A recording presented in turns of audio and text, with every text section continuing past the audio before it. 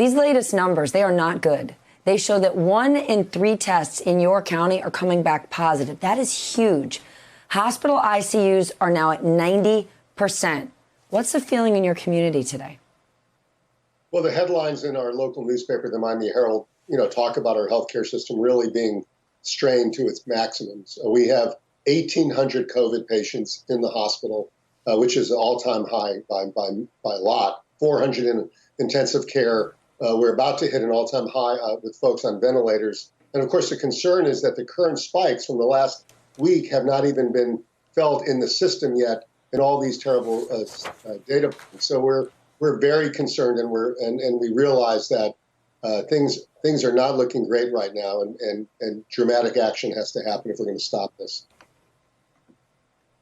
Contact tracing was supposed to help us manage this situation, and you have said that you're frustrated with the way contact tracing is working in your area. You've said they're woefully unprepared.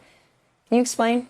Yeah. What happened is, the contact tracing is what the CDC said you had to have before you reopen, because obviously, as you reopen, people are going to get the virus. But if you can call them up, if you can call up their contacts, if you can quarantine them. So industry standard is a city like ours, a county like ours, you're supposed to have 800. We had 170, and then a little bit more than that, close to 300. But we had been told that 90% of the people were being contacted. We learned this week that 17% were being contacted, which is effectively not having a contact tracing program. So think about that.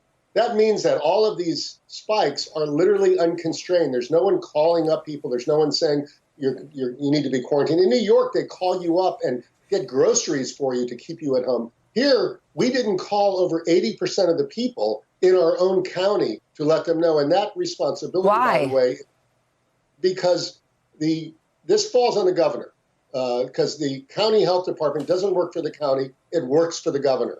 Those are his employees. They simply were not ready. They didn't have enough people. They didn't hire enough people. And when this spike came, I think they just were not able to call people.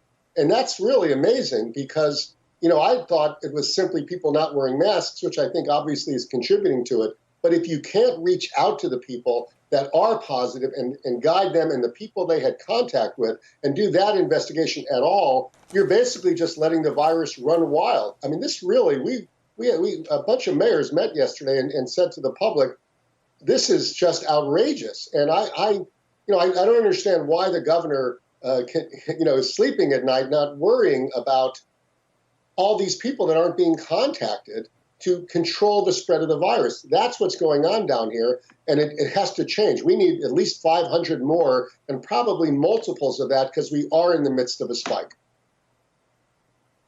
Well, if the virus is running wild in your state and the governor's not getting the job done, there's going to be someone pretty important there to see it today, the president. He is coming to your area. What is the message your constituents expect to hear from him? What do they want to hear? Well, I think what they need to hear, not what they want to hear. What they need to hear is a leader who says to them, listen, we know these are tough times, but we're going to lean in this together. We're going to rely on each other. Wear a mask.